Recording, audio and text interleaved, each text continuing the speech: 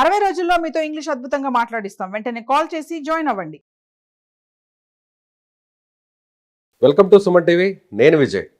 తెలుగు రాష్ట్రాల్లోనే కాదు, దేశంలోనే సంచలనం కలిగించినటువంటి పరువు హత్య కేసు ప్రణయ్ హత్య కేసు. సో ఈ కేసుకు సంబంధించి కోర్టు కూడా సంచలన తీర్పిచ్చింది. ఇందులో A2గా ఉన్న వ్యక్తికి ఉరిశిక్ష విధించడం, మిగిలినటువంటి 6గురికి కూడా యావజ్జీవ కారాగార శిక్ష విధించింది. దీని గురించి డిస్కస్ చేద్దాం. Famous family counsellor, senior journalist Priya Chaudhary గారు మనతో పాటు ఉన్నారు. మాట్లాడదాం. నమస్తే మేడం. చాలా రోజుల తర్వాత సుమన్ టీవీతో మళ్ళీ మీ ప్రయాణం స్టార్ట్ అవుతుందని కోరుకుంటున్నాం. సో దీని గురించి చెప్పండి. అప్పట్లో మీరు చాలా గట్టిగా మాట్లాడారు ఈ విషయం మీద, అటు యూత్ బిహేవియర్ మీద, అలాగే పేరెంట్స్ కల్చర్ మీద, పిల్లలకు నేర్పుతున్నటువంటి కల్చర్ మీద. సో ఈ తీర్పు మీద ఇప్పుడు మీరేమంటారు? ఈరోజు ఏం సంఘటన జరుగుతుందో నేను 5 years ముందే చెప్పాను. ఒకసారి కావాలంటే మన ప్రేక్షకులందరినీ ఆ ఎపిసోడ్ చూసుకోవచ్చు కూడా.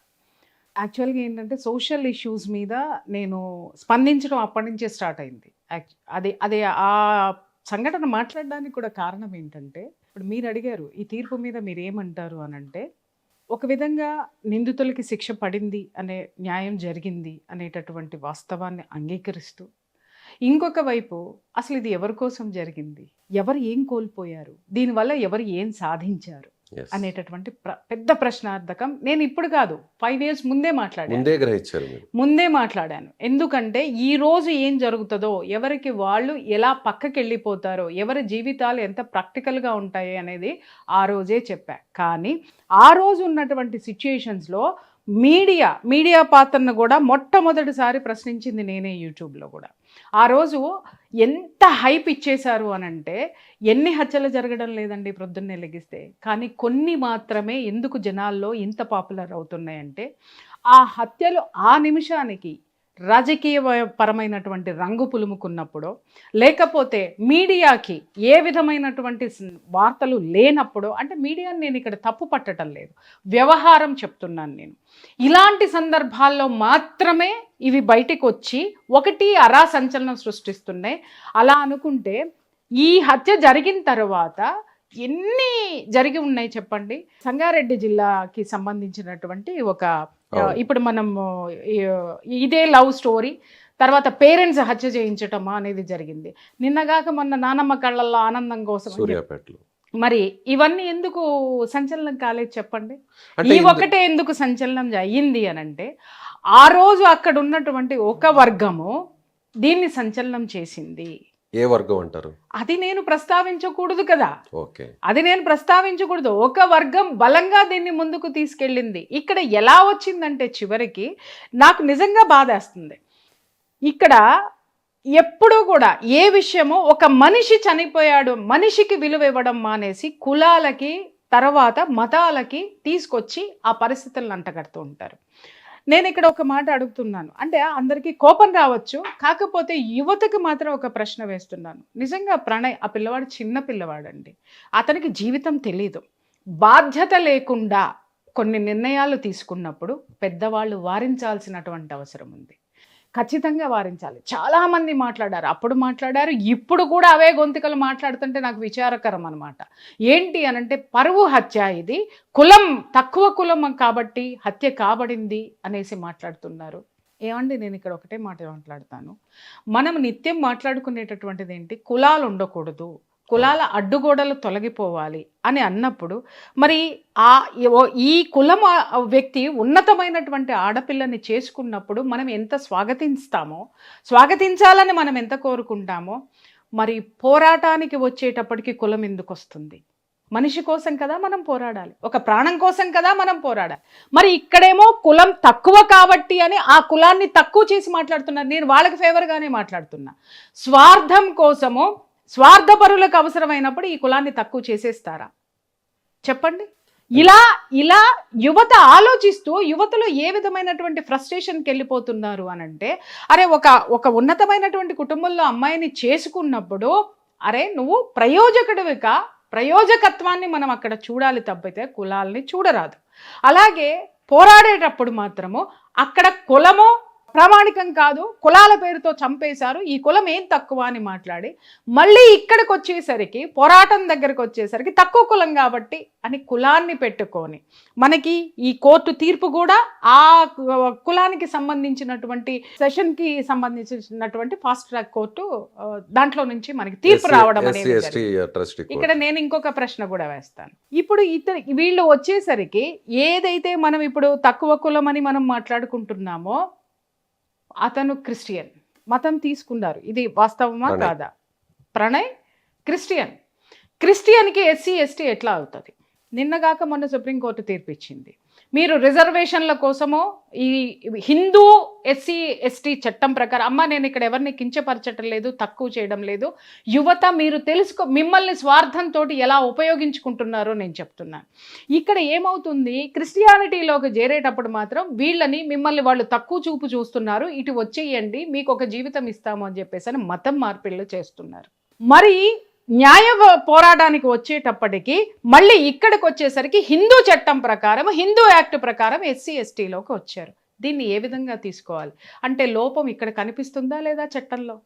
ఈ చట్టంలో ఉన్నటువంటి లోపాలు, అలాగే కులాలు అనేటటువంటి దీంట్లో ఉన్నటువంటి ఈ వైషమ్యాలు ఏవైతే ఉన్నాయో పోరాడదామండి. చాలామంది నన్ను అడుగుతారు 33% రిజర్వేషన్ మహిళల కోసం పోరాడదామంటే నేను ఎప్పుడూ వ్యతిరేకిస్తాను దాన్ని. వాళ్ళెవరో ఇచ్చేది ఏంటండి, 33% రిజర్వేషన్లో మనం వెళ్ళినా కూడా ఇంకొక మగాడే ఎవరిని నిలబెట్టాలనేది రూల్ చేస్తాడు.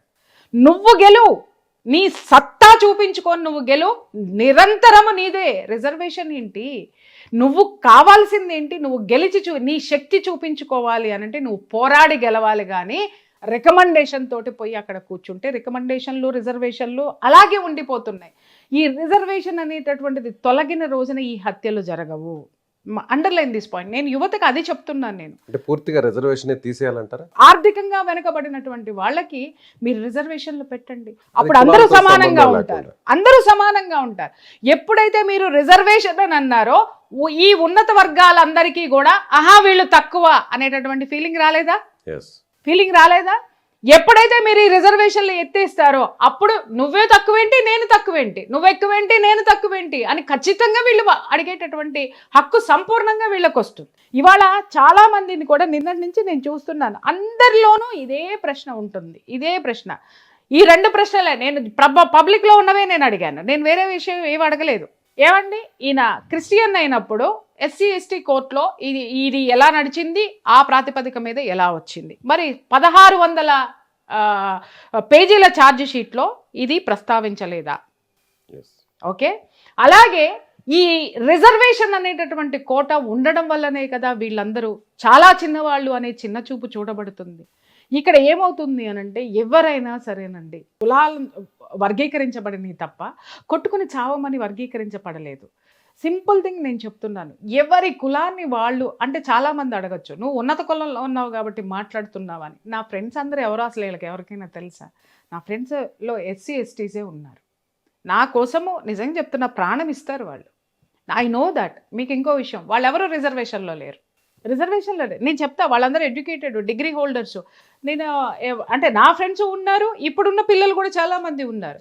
అదేంట్రా మీరు రిజర్వేషన్లో మీరు జాబ్ కొట్టుకోవచ్చు కదా అంటే, ఏమక్క అలా అంటున్నావు, మేము మా ఆత్మధైర్యంతో ఆత్మశక్తితోటి మేము ఉంటాము, వాళ్ళు ఇచ్చేదేంటి మేము తీసుకునేదేంటి?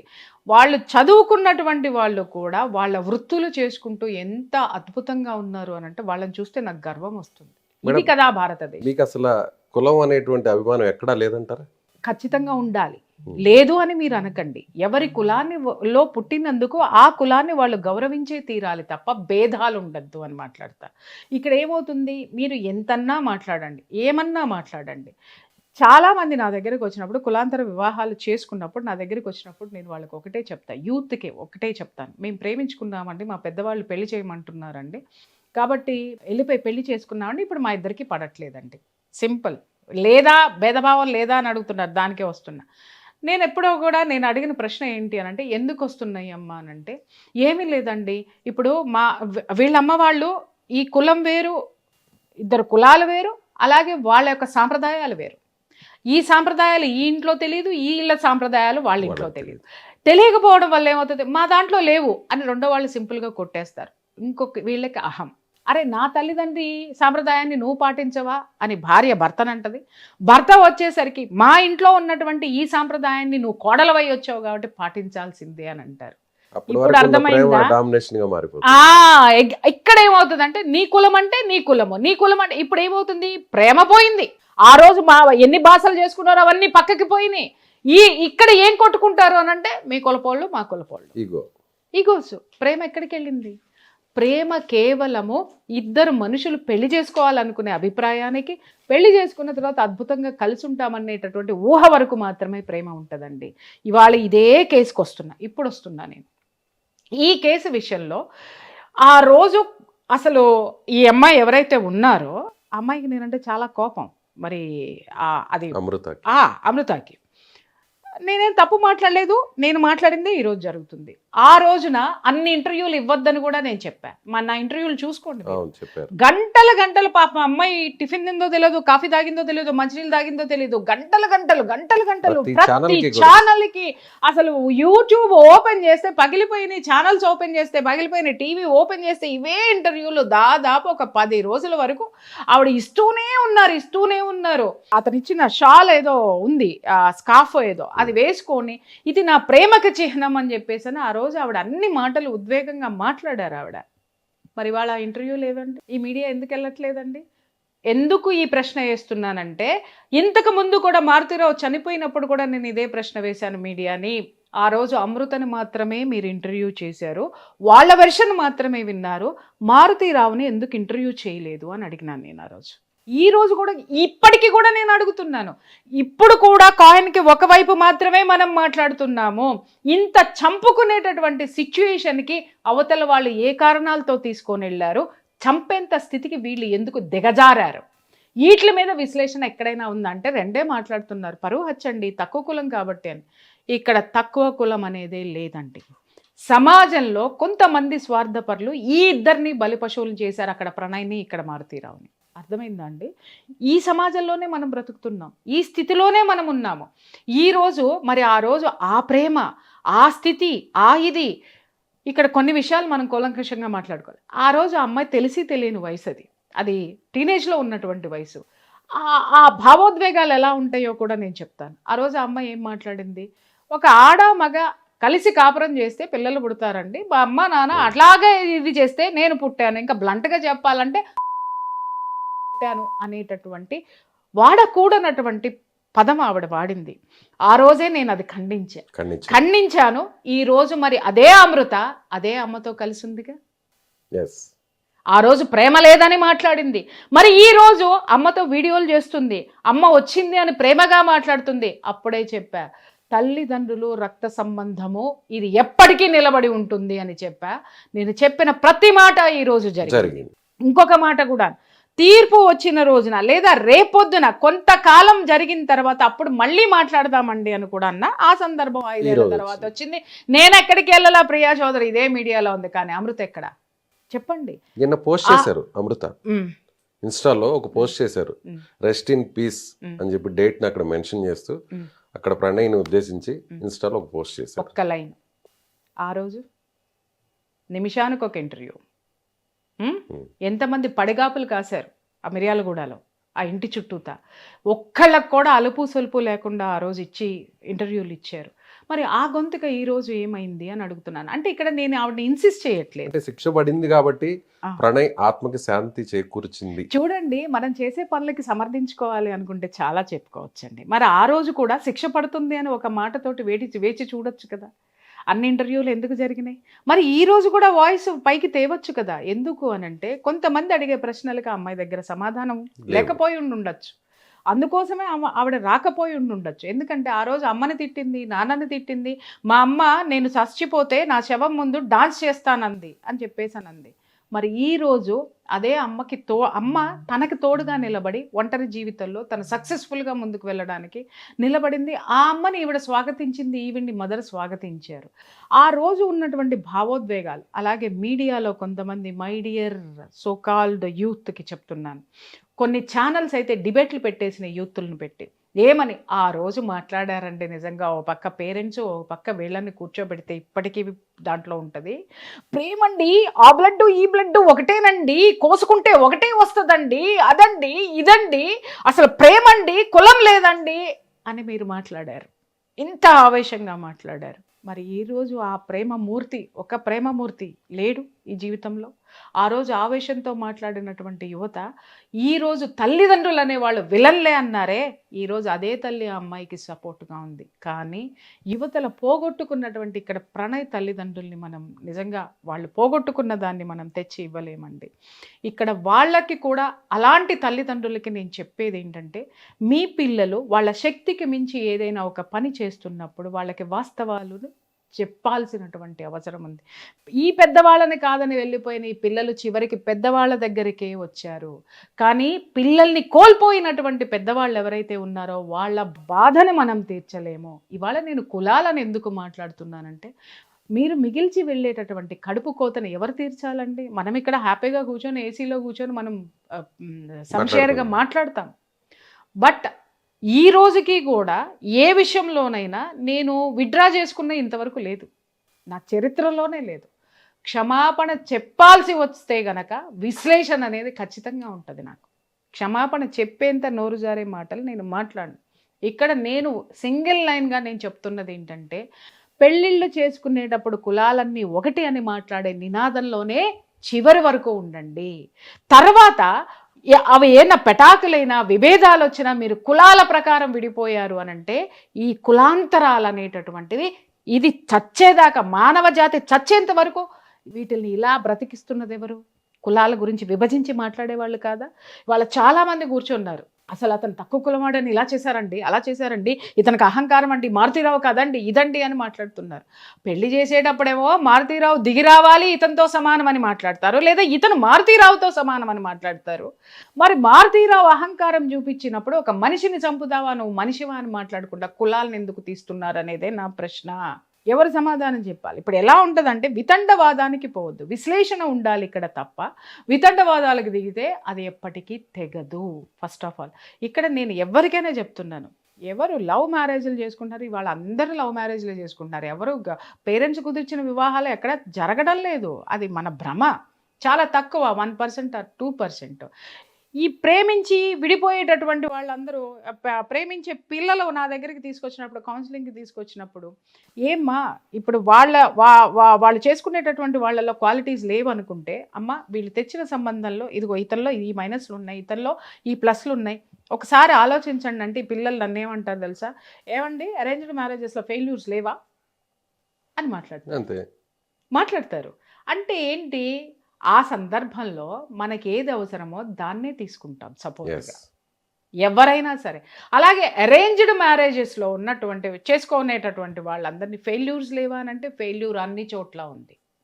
ఫెయిల్యూర్ ఈజ్ మస్ట్ అండి, అక్కడ ఉంది. కానీ కాకపోతే ఇప్పుడు ఇంత సోది నేను మాట్లాడింది ఏంటంటే, విడిపోతే కులాలతోటి కొట్టుకొస్తారు, చివరాఖరికి అక్కడికే వస్తారు. ఏది ఉండకూడదు అంటారో, కొట్టుకున్నప్పుడు, విడిపోయినప్పుడు, జరగకూడని ఇలాంటి భయంకరమైన సంఘటనలు జరిగినప్పుడు మళ్ళీ కులమే వస్తుంది. నేననేది ఇది మాట్లాడడం మానేయండి. ఫస్ట్ మనం ఫైట్ చేయాల్సింది ఏంటి అనంటే, అందరూ సమానంగా అనేది అన్నప్పుడు అన్ని విషయాల్లో మనం సమానంగా మాట్లాడదాం. ఇక్కడ ఒక ప్రాణం పోయిందండి, కులం కాదు ముఖ్యం. ఇక్కడ ఒక బిడ్డ, ఒక భవిష్యత్తు ఉన్నటువంటి పిల్లవాడు చక్కగా ఉంటే ఈ పాటికి ఆ కొడుకుతోటి ఎంత ఆనందంగా ఉండాడు. ఆ రోజు మారుతీరావుని అతన్ని ఆ దరిద్రమైన పని చేయించడానికి ప్రేరేపించినటువంటి పరిస్థితులను ఎవరూ విశ్లేషించడం లేదు. అలాగే ప్రణయ్ కూడా ఆ అమ్మాయిని చేసుకునేటప్పుడు అతని యొక్క స్థితి, ఆ అమ్మాయిని పోషించేటటువంటి స్థితి ఉందా లేదా అనేటటువంటి విషయాన్ని కూడా అతను పరిగణలోకి తీసుకోకుండా ముందుకు అడుగు వేయడం వల్ల అక్కడ చాలా విషయాలు జరిగినాయి. అవన్నీ మాట్లాడడానికి నాకేం అభ్యంతరం లేదు. కానీ ప్రపంచం ఒక స్టాండ్ మీద తీసుకుంది, ఒక స్టాండ్ మీద వెళ్తుంది, దాన్నే నేను ప్రశ్నిస్తున్నాను. దాని ప్రకారం నేను మీడియాకు కూడా రిక్వెస్ట్ చేసేది ఏంటంటే, అరే ఒక మోసగా వెళ్తుంది కాబట్టి దాని వైపుకే ఎందుకు వెళ్తున్నారు? మీడియా చేయవలసింది తటస్థంగా ఉండడం, అటు ఇటు విశ్లేషణ చేసి మనం దాన్ని ప్రజెంట్ చేయడం అనేది మన బాధ్యత. అలాగే సామాజిక బాధ్యత కూడా ఒకటి ఉంటుంది. ఇక్కడ మీడియా కూడా ఒకవైపు వర్గం మీద సానుభూతి చూపించింది, ఇక్కడ సపోర్ట్ ఇవ్వలేదు. Underline this point. సపోర్టు అనేటటువంటిది ఉన్నట్టయితే ఈరోజు పాపం మరి ప్రణయ్ తండ్రి ఎంత అచేతనంగా ఒంటరివాడయ్యాడండి. మరి ఆ రోజు ఆయన ఇల్లంతా కిక్కిరిసిపోయింది కదండి జనాలందరితో, ఇదే మీడియాతో సందర్శకులతోటి. నాట్ ఓన్లీ మీడియా అండి, పెద్ద పెద్ద ఎంతమంది నేతలు. రాజకీయ నాయకులు, ఎంతమంది నేతలు వచ్చి పరామర్శించి వెళ్ళారు, ఎంతమంది లీడర్లు వచ్చి పరామర్శించి వెళ్ళారు, అలాగే సంఘానికి సంబంధించిన వాళ్ళు ఎంతమంది వచ్చారు. అతన్ని తీసుకెళ్లేటప్పుడు ఆ రోడ్డంతా ఇదైపోయింది, అతని విగ్రహం కూడా పెట్టారు. మరి ఈ రోజు ఆ నిగ్రహాలు ఎక్కడికి వెళ్ళిపోయినాయి? జనం ఎవరున్నారు? ఆ రోజు పలకరించిన వాళ్ళు ఈ రోజు ఆయనకి ఏ విధమైనటువంటి న్యాయం చేశారు? Point number 1. కనీసం భుజం తట్టే వాళ్ళు కూడా కనిపించట్లేదు, ఎవరు లేరు. నిజంగా ఆ తల్లిదండ్రులు ఇద్దరిని చూస్తుంటే బాధ అనిపించిందండి నాకు. ఎవరు కోల్పోయారు ఇవాళ? ఎవరు కోల్పోయారండి? మీరు ఎవరినైతే ఎంకరేజ్ చేశారో, అరే చేసుకోరా, మేము సపోర్ట్ ఇస్తాం చేసుకోరా, ఉన్నవాడే చేసుకోరా, అరే మనమంతా ఎదగాలరా. ఉన్నవాడంటే ఇక్కడ ఇంకోటి గుర్తొచ్చింది, ఇంకో పెద్ద మనిషి మహాసేన రాజేష్ గారు. ఆయన చాలా పెద్ద విశ్లేషకుడు. ఓకే, ఆయన ఛాలెంజ్ ఒకటి విసిరారు. వెళ్ళండిరా, ఉన్నవాళ్ళ పిల్లల్ని తీసుకొని రండిరా, చేసుకోండిరా, ₹1,00,000 ఇస్తాను రా అని. ఆ మహాసేన రాజేష్ గారికి నేను ఈరోజు చెప్తున్నాను, ఉన్నవాళ్ళ పిల్లల్ని చేసుకొస్తే మీరు ₹1,00,000 ఇస్తానన్నారు కదా సార్, ₹1,00,000 ఇవ్వకండి. ఈరోజు ఈ ప్రణయ్ తల్లిదండ్రులు ఒక కొడుకుని, తనమల్ని పోషించేటటువంటి కొడుకుని కోల్పోయారు కదా. ఆ ఆర్థిక భారాన్ని ఏ రూపంలో పూరిస్తారో నేను చెప్పను, ఇక్కడ బ్లాంక్ పెడుతున్నాను. అక్కడి నుంచి తెచ్చి ఇక్కడికి ట్రాన్స్ఫర్ చేయండి, చూస్తా. 100% ఇస్తాను నేను. ఆయన ₹1,00,000 ఇస్తాను, లేపుకొచ్చేయండి అన్నారు. ఇలాంటి అనర్థాలు జరిగినప్పుడు ఈ లీడర్లు ఎక్కడికి వెళ్ళారో? ఇవి ఈ రోజు రాలేదు ఎందుకని? ప్రణయ్ దగ్గరికి, ప్రణయ్ తల్లిదండ్రుల దగ్గరికి వచ్చి ఓదార్చలేదు ఎందుకని? ఆ రోజు యూత్ని రెచ్చగొట్టే ఉపన్యాసాలు ఎంతో మంది చేశారు. తప్పండి, పిల్లలకి తెలియదు, వాళ్ళకి వాస్తవాలు తెలియదు, మనం నాయకులం అయిపోవాలి కదా అని రెచ్చగొడితే ప్రాణాలు కోల్పోయేది పిల్లలు. ఆ రోజుకి అదే మాట్లాడా, ఈ రోజుకి ఇదే మాట్లాడుతున్నా. ప్రేమించడం తప్పు లేదు, పెళ్లి చేసుకోవడం తప్పు లేదు, కానీ ప్రేమకి పెళ్లికి తర్వాత కావాల్సింది 2 కుటుంబాలు, 2 మనుషులు కాదండి. 2 మనుషుల మధ్య పెళ్లి చేసుకోవడానికి ప్రేమ అవసరమని మీరు మాట్లాడుతున్నారు. పెళ్లి చేసుకున్న తర్వాత 2 కుటుంబాలు కావాలి. ఆ 2 కుటుంబాలు ఈ సమాజంలో బ్రతకాలి. దీన్ని ఎందుకు మర్చిపోతున్నారు? ప్రతిసారి నేను గుర్తు చేసేది అదే. ఈ చెత్త మాట్లాడకండి. ఏంటి ఒకటే కులంలో చేసుకుంటే విడాకులు అవ్వవా అని మాట్లాడతారు. అరే అవ్వట్లేదని ఎవడన్నాడండి? శుద్ధపూసల్లాగా ఉన్నారని మాట్లాడుతున్నారా? కానీ మీరు రెచ్చగొట్టి చేసేటటువంటి ఈ ప్రేమ పెళ్లిళ్ళు చివరికి ఇలాంటి దుర్గతి పడితే ఆదుకున్న నాదుడు ఎవడు అని మాట్లాడుతున్నాను. అదే అరేంజ్డ్ మ్యారేజ్లో గనక ప్రమాదవశాత్తు చనిపోయినా, ఏదన్నా జరిగినా కుటుంబం ఆదుకునేటటువంటి పరిస్థితులు ఉంటే సమాజం నుంచి వాళ్ళకు ఒక సపోర్ట్ ఉంటుంది. రెచ్చగొట్టే మనుషులు ఇంతకు ముందు ఇన్ని గొంతుకలు, ఇన్ని వేలు లేచినాయి. ఇవాళ ఆ కుటుంబానికి సపోర్ట్ ఇచ్చేవాళ్ళు ఎంతమంది ఉన్నారు చెప్పండి? అంటే ప్రణయ్ హత్య కేసుని అందరూ వాడుకున్నారంటారా? 100% అండి. ప్రతి ఒక్కళ్ళు వాళ్ళకు వాళ్ళు హైలైట్ అవ్వడానికి వాడుకున్నారు. అందరు ప్రపంచమంతా ఒకవైపు సపోర్ట్ చేస్తే నేనొక్కదాన్ని పేరెంట్స్ వైపు, వాస్తవాల వైపు మాట్లాడాను. మరి ఆ రోజు అంత పెద్ద ప్రవాహంలో నేను నిలిచి నిలబడ్డాను. ఈ రోజు అదే మాట మీద నేనున్నా. ఆ రోజు నేనేం చెప్పానో ఈ రోజు అదే అమృత విషయంలో జరిగింది. ఆవిడ ఆ తల్లి దగ్గరికే వెళ్ళింది, సెక్యూరిటీ ఎక్కడుందో అక్కడికే వెళ్ళింది. మరి ఆ రోజు అత్తామామలు కూడా పాపం అమ్మాయిని మా బిడ్డ అండి, మా ఆడపిల్లగా మేము చూసుకుంటామండి అని అన్నారు. But where she is now అంటే ఉండడం తప్పని నేను అనట్లేదు. ఏ పక్షి ఆ గూటికే చేరుతుంది అనేటటువంటి వాస్తవాన్ని ఇక్కడ ప్రేమికులు గమనించండి. అలాగే రెచ్చగొట్టే వాళ్ళు, ఆ ప్రణయ్ స్నేహితులు కూడా చాలా బాధపడ్డారు. అప్పుడు ఏమండి మేము ఏమన్నా చేస్తామంటే మా మీద కేసులు పెడుతున్నారండి. నాన్న మీ అందరికీ నేను చెప్తున్నా, ప్రేమ పెళ్లి చేసేటప్పుడు మీరు సపోర్ట్ ఎంత ఇస్తున్నారో వాళ్ళ జీవితంలో నిలదొక్కుకోవడానికి మనం ఇవ్వలేము. ప్రేమ పెళ్ళిళ్ళకి సపోర్ట్లు ఇవ్వద్దా అని వక్రంగా మాట్లాడకండి. కుటుంబ పరంగా వెళ్ళినప్పుడు కుటుంబపరమైనటువంటి, సామాజిక పరమైనటువంటి భద్రత ఎంత ఉంటుందో ప్రేమ పెళ్లిళ్ళలో కరువు అవుతుంది. వాటి గురించి మనం మాట్లాడాలి. ఈరోజు అవి ఎందుకు మనం విభేదిస్తున్నామో మాట్లాడాలి. వాటిల్లో ఉన్నటువంటి లోపాలేంటో మాట్లాడాలి. అన్ని పక్కన పెట్టేసేసి ఇక్కడ వచ్చి కూర్చుని కులాలు కులాలు కులాలు, పరువు హత్య కాదు, ఇది కులహత్య కాదు. వెనక వ్యక్తిగతమైనటువంటి ప్రేరేపణలు చాలా ఉన్నాయి. వాటి గురించి మాట్లాడే ధైర్యం ఎవరికైనా ఉంటే చెప్పండి, కూర్చొని మాట్లాడదాం. ఇక్కడ 2 కుటుంబాలు తప్పున్నాయంటారా? 200% ఉన్నాయి. 200%. ఒక ఆడపిల్లని అంత గారాభంగా పెంచి మాట వినకుండా కూడా చేసేటటువంటి, అంటే అక్కడ మారుతీరావు కొంత సంయమనం పాటించి ఉన్నట్లయితే అతను అతనికి ఆ దుస్థితి పట్టేది కాదు, అలాగే తన బిడ్డకి పట్టేది కాదు, అలాగే ఇంకొక తల్లిదండ్రులకి కడుపు కోత మిగిలేటటువంటిది కాదు. అలాగే ప్రణయ్ తల్లిదండ్రులు కూడా ఆ రోజు ఆలోచించేటప్పుడు అతను కేవలం ఇక్కడ వచ్చినటువంటి మైనస్ ఏంటి అని అంటే అతనికి ఒక ఉద్యోగం లేదు, అతనికి ఒక స్థిరత్వం లేదు. ఆ అమ్మాయి లార్డ్గా పెరిగి వచ్చిందండి. ఆ రోజు అమ్మాయి మాట్లాడింది కదా, నేను ఇక్కడే ఉంటానండి, మేము బిజినెస్ చేసుకుంటామండి, మా ఇష్టం అండి, మా జీవితం అండి అని మాట్లాడింది. మరి ఈరోజు ఏం అవసరమైంది ఆవిడికి? మరి ఆ ఇంట్లో ఎందుకు లేదు, ఆ మనుషులతో ఎందుకు లేదు, అక్కడే ఎందుకు లేదు అంటే బ్రతకడానికి ఏం కావాలండి? డబ్బు కావాలి. ఇంకా బ్రతకడానికి ఏం కావాలండి? ఒక సపోర్ట్ కావాలి. ఏ మనిషి అయినా తన జీవన ప్రయాణంలో ఉన్నత స్థితికి వెళ్ళడానికి ఉన్నతమైనటువంటి సపోర్టుని కోరుకుంటారు తప్ప అక్కడ కూర్చొని అదే జీవితం అని త్యాగాలు చేసేటటువంటి సిచ్యువేషన్ అనేది చాలా తక్కువ శాతం ఉంటుంది. అది ఈరోజు యూత్ గమనించాల్సినటువంటి అవసరం. ఆ రోజు ఒక స్నేహితుడిని నష్టపోయారు, వాళ్ళు కూడా బాధపడ్డారు. ఏమంటే మా మీద కేసులు పెడుతున్నారండి. ఖచ్చితంగా ఇవన్నీ వస్తాయి. ఎందుకు అనంటే అరే మీ స్నేహితులకి ఎవరైనా ఇలాంటి ప్రేమ వ్యవహారాల్లో ఉన్నప్పుడు మీ స్నేహితుల్ని ప్రయోజకుల్ని కమ్మని చెప్పండి. అదే అతనికి ఒక స్థాయి ఉండి ఉన్నట్టయితే, చదువుకొని ఒక మంచి సాఫ్ట్వేర్ ఉద్యోగం తెచ్చుకొని ఉన్నట్టయితే ఇంత జరగకపోయి ఉండొచ్చండి. మంచి ఉద్యోగం ఉండాలి. 100% స్థిరత్వం లేకనే తన కుమార్తెని బాగా చూసుకుంటాడు అనేటువంటి నమ్మకం భరోసా ఏ తండ్రి అయినా. ఇప్పుడు ఒక చిన్న ఎగ్జాంపుల్, చాలా మంది నిన్న కూడా మాట్లాడుతున్నారు, నిన్న కూడా చాలా మంది మాట్లాడుతున్నారు, మారుతీరావు అంత గొప్పడేం కాదండి, అడదారులన్నీ తొక్కేసి సంపాదించేశాడండి. సరే, దాన్నే నేను యాక్సెప్ట్ చేస్తానండి. ఎవరి కోసం సంపాదించాడండి? కుటుంబం కోసం, కూతురు కోసం. కూతురు ఉన్నతంగా ఉండాలని సంపాదించాడు. అంటే ఏ తల్లిదండ్రి అయినా బిడ్డలు సుఖంగా బ్రతకడం కోసమే ఆస్తులు సంపాదిస్తారా, లేకపోతే పక్కనాన్ని గిల్లాలి లేకపోతే పక్కనాన్ని దోచేయాలి అని సంపాదిస్తారా? భవిష్యత్తు కోసమే, పిల్లల భవిష్యత్తు కోసమే. నేనెన్ని కౌన్సిలింగ్లు చేసి సంపాదించినా, లేదా మా వారెంత కష్టపడి సంపాదించినా, మీరెంత ఇది చేసినా, మన పిల్లలకు ఒక బంగారు భవిష్యత్తు ఇవ్వడానికే మనం ఆ సంపాదన అలాంటి లత్తుకోరు వ్యవహారాలు లేకపోతే అలాంటి అక్రమ సంపాదన చేసి ఏ కూతురు కోసమైతే కూడబెట్టాడో ఆ కూతురు ఏమీ అక్కర్లేని లేదు అని చెప్పి వేరే చోటుకి వెళ్ళిపోయి సామాన్యమైనటువంటి జీవితం గడుపుతుంటే ఏ తండ్రికైనా ఎలా ఉంటుందండి? మనసులో ఒక ఉక్రోషం రాదా? అరే నేను ఇంతమందితో ఎదవా అని ఎందుకు అనిపించుకున్నాను, ఇంతమందితోటి ఎందుకు ఇది చేశాను, వీళ్ళందరూ నన్ను చీకొట్టినా నేను ఈ కూతురు కోసం కదా, కానీ ఆ కూతురే నన్ను వదిలి వెళ్ళిపోయింది అనేటటువంటి మనసులో ఒక విధమైనటువంటి బాధ ఉంటుంది. ఫోటో షూట్స్ సోషల్ మీడియాలో ఇది ఎందుకు మాట్లాడరు? ఇప్పుడు మీరు అడిగారు కాబట్టి ఇదే ప్రశ్నకు వస్తున్నాను. ఇది ఏ మీడియా మాట్లాడింది? మారుతీరావుని రెచ్చగొట్టింది ఎవరు?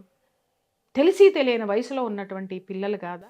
అతని ఇంటి ఎదురుగుండా లేదా ఊర్లో పోస్టర్లు వేసి ఆయన క్లియర్గా, నేను ఎందుకంటే అక్కడ మా సీనియర్ జర్నలిస్టులు కూడా ఉన్నారు, నేను వాళ్ళని పంపించాను. అక్కడ ఉన్నటువంటి మారుతీరావుకి సంబంధించినటువంటి వాళ్ళు కాకుండా మారుతీరావు వ్యతిరేకులను కూడా నేను అడిగితే కూడా మారుతీరావు ఆల్రెడీ వీళ్ళకి చెప్పడం జరిగింది, కొన్నాళ్ళు ఎక్కడికైనా వెళ్ళిపోండి మీరు, నేను కొంచెం స్థిరపడిన తర్వాత మనసు కొంచెం స్థిమితం కావాలి, మీరు వీళ్ళు మనసు స్థిరపడాలి. రెండోది ఏంటి అని అంటే నేను ఇక్కడ పరిస్థితులు ఏదో విధంగా చక్కబెట్టుకోవాలి, ఫ్యామిలీలో కూల్ చేసుకోవాలి, ఫ్యామిలీ కూల్ చేసుకోవాలి, సమాజంలో అతనికి రైవల్స్ ఉన్నారు వాళ్ళని కూల్ చేసుకోవాలి, ఇన్ని చేసుకోవాలి. మై డియర్ యూత్, మీరు పోయి తాళి కట్టేయడం ఒక్కటే మీ పని అయితే ఆ కట్టినటువంటి తాళిని నిలబెట్టడానికి ఇక్కడ పేరెంట్స్ ఎన్ని కష్టాలు పడాల్సి వస్తుందో, సమాజంలో మీకు ఎలాంటి స్టేజ్ ఇక్కడ ఇవ్వాల్సి వస్తుందో మీకు అర్థం కాదు. అయితే అతను ఏమన్నాడు, కొన్నాళ్ళు పోండి, ఈ గొడవలన్నీ నేను ఎట్టగొట్ట దిక్కుమాలని సర్దుకుంటాను, తర్వాత రండి అన్నా కూడా సోషల్ మీడియాలో పోస్టులు పెట్టి కొంతమంది నాకు చెప్పారు ఏంటంటే ఇతను అర్ధరాత్రుల్లో అపరాత్రుల్లో తర్వాత ఇంకొకటి వెళ్ళిపోయి సోషల్ మీడియాలో ఇది మా మామగాడి ఆస్తిరా, రేపొద్దున నేనే వారసుణ్ణి, అలాగే ఫ్రెండ్స్ అందరూ కూడా రెచ్చగొట్టేటటువంటి వీడియోలు పెట్టడం వల్ల అతనిలో మీరే చెప్తున్నారు అతను దుర్మార్గుడు, అక్రమ సంపాదన చేశాడు అని. మరి అటువంటి వాడిని రెచ్చగొడితే ఏం జరుగుతుంది ఒక్కసారి చెప్పండి. మరి ఇవి కూడా మనం పిల్లల పట్ల ఏం చేయకూడదు అనేటటువంటి విషయాల పట్ల మనం మాట్లాడాల్సినటువంటి అవసరం ఉంది. ప్రణయ్ తల్లిదండ్రులు ఇవన్నీ చెప్పొచ్చు కదా అంటే అడ్డాల నాడు బిడ్డలు కానీ గడ్డాల నాడు బిడ్డలు కాదు కదండి. వాళ్ళదే తప్పంటారా? ఎవరిది? ప్రణయ్ వాళ్ళ పేరెంట్స్ నేను వాళ్ళకి చెప్తున్నాను, వాళ్ళు అడ్డాల నాడు బిడ్డలు కానీ గడ్డాల నాడు కాదు. వాళ్ళు ఏం చేయలేదు. ఎదిగిన తర్వాత వాళ్ళు చెబితే ఆగుతారా అండి పిల్లలు? మీరు వద్దురా వాళ్ళు గొప్పవాళ్ళని చెప్పినా వాళ్ళు ఆగరు. ఎవరికైనా కడుపు తీపి అనేది ఒకటి ఉంటుంది. ఆ కడుపు తీపే మారుతీరావుని ప్రణయ్ని చంపించడానికి ఉసిగొలిపితే అదే కడుపు తీపి ప్రణయ్ వాళ్ళ తల్లిదండ్రుల్ని అతను తీసుకున్నటువంటి నిర్ణయాన్ని సమర్థించడానికి ఉపయోగపడింది. ఇక్కడ మారాల్సింది, తెలుసుకోవాల్సింది పిల్లలు, ఎడ్యుకేట్ అవ్వాల్సింది పిల్లలు. అలాగే ఆ పిల్లల్ని కూడా జాగ్రత్తగా ఎలా చెయ్యాలి, ఏ విధంగా వాళ్ళని కంట్రోల్లో పెట్టాలని ఇంకొకసారి పెద్దలందరూ కూడా ఆలోచించుకోవాల్సినటువంటి అవసరం ఉన్నది. ఈ సంఘటన వల్ల ఎవరు ఎన్ని పోగొట్టుకున్నారు చెప్పండి, ఎన్ని జీవితాలు వాళ్ళ జైలు పాలైనవి చెప్పండి. దాదాపు 8 కుటుంబాలు రోడ్డు మీద పడినాయి. ఎవరి నిర్ణయం అండి ఇది? ఎవరికి సంబంధం అండి ఇది? ఎక్కడో వీళ్ళు పెళ్లి చేసుకోవడం ఏంటి, వీళ్ళు రెచ్చగొట్టడం ఏంటి, ఆయన బాధపడ్డాడో పడడం ఏంటి, ఆ బాధలో నుంచి పక్కన ఉన్న వాళ్ళు సలహా ఇవ్వడం ఏంటి, ఆయన బాధను చూడలేక ఆయన దిక్కుమాలిన నిర్ణయం తీసుకోవడం ఏంటి, ఆ నిర్ణయం ద్వారా ఆయన చెయ్యకూడని పని చెయ్యడం ఏంటి? అది అది అది అది భయంకరమైనటువంటి సిచ్యువేషన్ అండి. అది ఏ తండ్రి చెయ్యొద్దు, నేను నిజం చెప్తున్నాను కదా. ఏ ఆడపిల్ల తండ్రి ఇలాంటి దుర్మార్గమైన పనులు చేయకండి. ఎందుకంటే మన బిడ్డ ఎంత గొప్పది అని అనుకుంటామో అవతలివాడి ప్రాణం కూడా అంతే గొప్పది. మనం మన పిల్లల్నే మార్చుకోలేవు, ఎదుటివాడి పిల్లల్ని కూడా నేను ఎక్కడ మారుస్తాను అని అతను ఆ నిర్ణయం తీసుకొని తను ప్రాణాలు కోల్పోయాడు. తన జీవితము, తన కుటుంబం రోడ్డు మీద పడిపోయింది. ఈరోజు తమ్ముడికి యావజ్జీవ కారాగార శిక్ష పడింది. తర్వాత ఆ సలహా ఇచ్చినటువంటి వాళ్ళందరికీ పడింది. హత్య చేసిన వాడికి ఉరిశిక్ష పడింది. ఇవాళ లవ్ స్టోరీ అని గుండెలు దించుకున్న వీళ్ళందరి జీవితాలకి ఏం సమాధానం చెప్తామండి? మనందరం కూర్చొని ఒక మాట చెప్పండి. ఆ కుటుంబాలు ఎంత ఏడుస్తున్నాయి. ఇంకొక విషయం, వీళ్ళందరూ ఆ మర్డర్ చేసిన వాడు తర్వాత ఇంకొకటి కూడా కుటుంబాన్ని పోషించడానికి ఇవన్నీ చేశాడుగా, డబ్బు కోసం. ఆ డబ్బు ఎవరిని పోషించడానికి? ఫ్యామిలీ అవసరాల కోసం. ఎవరు ఎన్నో మార్గాలు ఎంచుకున్నారు, అది తెలుసుకోండి ఫస్ట్. నిన్న ఒక మాట కూడా మాట్లాడారు శ్రావణ్ కుమార్ వాళ్ళ పాప, దానిపై ఏమంటారు? ఇదంతా పోలీసులు, మీడియాని ఇదంతా చేసింది సార్. ఒక్క విషయం నేను చెప్తున్నాను, అమృత చేసింది. ఒక్కటి, ఎవరి బాధ వాళ్ళదండి. ఇక్కడ సిచ్యుయేషన్ ఎలా ఉంటుంది అని అంటే అప్పుడున్నటువంటి ఒత్తిడితో కూడుకున్నటువంటి పరిస్థితి. నేను అదే అడుగుతున్నాను కదా, ఇన్వెస్టిగేషన్ అనేది ఇన్ఫ్లుయెన్స్ మీద జరిగిందా, కేసు ఇన్ఫ్లుయెన్స్ చేసిందా, లేకపోతే నిజాయితీగా ఇన్వెస్టిగేషన్ జరిగిందా? ఇప్పుడు వీళ్ళకి శిక్ష పడింది ఎక్కడ? ట్రయల్ కోర్టులో. ఇది మళ్ళీ ఎక్కడికి వెళ్తుంది? హైకోర్టుకి వెళ్తుంది. అక్కడ ఏదో ఇంకొకటి ఉంది, సుప్రీంకోర్టు. ఎన్ని సంవత్సరాలు పడుతుంది? ఇప్పుడు మనకి మాట్లాడుకోవడానికి ఒక సబ్జెక్ట్ వచ్చింది అంతే. కానీ ఇక్కడ ఎక్కడా కూడా ఈ యొక్క సంఘటన ఏదైతే జరిగిందో ఎవరికి న్యాయము జరగలేదు. న్యాయం జరిగింది అంటున్నారు పిచ్చోళ్ళు. ఎక్కడ జరిగిందంటే వాళ్ళకి ఇంకా పై కోర్టులు ఉన్నాయి, చాలా సమయం ఉంది, మర్చిపోతున్నారు.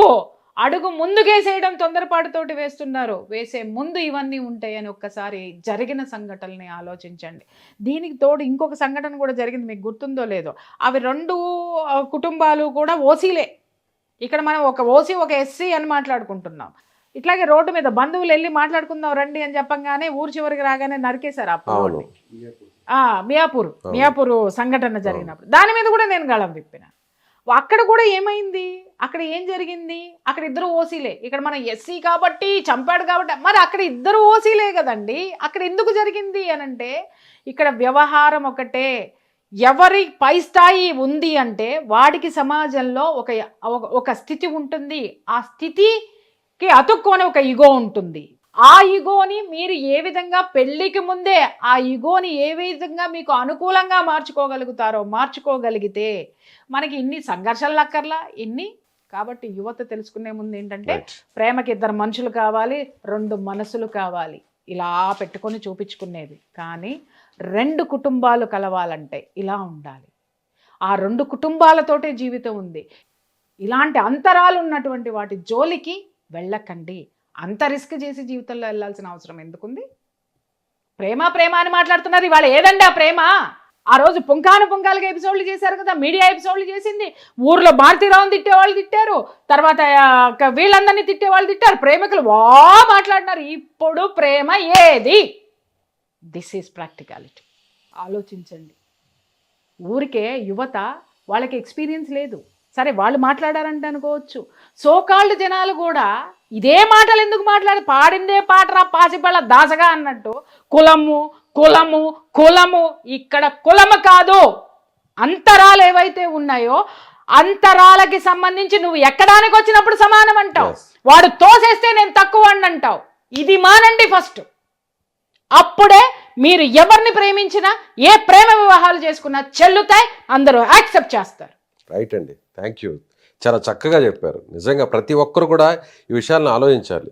ఒక కులం అనే విషయమే కాకుండా అంతరాన్ని చూడాలి. ఎగ్జాక్ట్లీ. ఒకే కులం ఉన్నా కూడా ఇద్దరి మధ్య ఎంత దూరం ఉంది. నేను ఇందాక ఇంకో కేసు ఫైనాన్షియల్ స్టేటస్ ఇద్దరు ఓసీలే Yes. కానీ చంపుకున్నారే.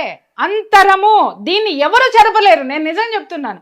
ఆ రోజు మారుతీరావు మీద సమాజం మొత్తం ఎందుకు పడిందండి? మారుతీరావు అక్రమంగా సంపాదించేశాడు నాకంటే ఎక్కువ అన్నవాడు మాట్లాడాడు, మారుతీరావుకి వ్యతిరేకంగా ఉన్నవాడు మాట్లాడాడు తప్ప ప్రపంచం మాట్లాడలా. మారుతీరావు మీద జలస్ ఉన్నటువంటి గొంతుకులన్నీ మాట్లాడినాయి. అంటే ఉన్నతమైనటువంటి వర్గాలను ఊడ్చే అవతల వారేయాలి కాబట్టి అనేసి మాట్లాడినాయి తప్ప ఎవరు మాట్లాడారండి? ఎవడు సంపాదించడండి? ఇవాళ ఎవ్వడు రిక్షా దొక్కుకునేవాడు పేదవాడు కాదండి. రిక్షా దొక్కుకునేవాడు కూడా వాడు ధనవంతుడు, వాడు డబ్బు తీసుకొచ్చి సంసారాన్ని పోషిస్తున్నాడు. ఎవడి స్థాయి, ఎవరి తాహతు, ఎవరి తెలివితేటలకి సంబంధించి, ఎవడి నైపుణ్యానికి సంబంధించి, లేదా ఎవరి లత్తుకోర పనులు చేసినా కూడా ఇదే కుటుంబం కోసం, ఇదే సమాజంలో ఒక స్థితి కోసమే మనందరం పాటుపడుతున్నాం. దాన్ని ఎవరు కాదనలేనటువంటి వాస్తవం. అవకాశం వచ్చింది కాబట్టి ఎటు ఉంటే అటు వంగుతూ మాట్లాడుకుంటూ సమాజాన్ని ఎటు తీసుకుపోదాం మనం? ఎందుకు అగమ్య గోచరం వైపు మనం నెట్టేస్తున్నాం? గమ్యం లేనటువంటి ప్రయాణం వైపు మనం ఈ దిశ నిర్దేశం చేయకుండా ఒకటే మోసగా మాట్లాడుకుంటాం. ఎన్నాళ్ళు ఈ కులాల గురించి మాట్లాడుకుంటాం, ఎన్నాళ్ళు ఈ వర్గ విభేదాల గురించి మాట్లాడుకుంటున్నాం. స్థితిగతుల్ని ఒక్కసారి పరిశీలించండి. ఆ స్థితిగతులే మన గతిని మారుస్తున్నాయి, అదో గతికి తీసుకెళ్తున్నాయి. అది ఆలోచించాల్సినటువంటి అవసరం ఈ రోజు ఈ సమాజానికి చాలా ఉంది. Right madam, thank you so much. చాలా విషయాలని చెప్పారు. సో ప్రియా చౌదరి గారు చెప్పినటువంటి విశ్లేషణపై మీ అభిప్రాయం ఏంటి? ఖచ్చితంగా కామెంట్ చేయండి.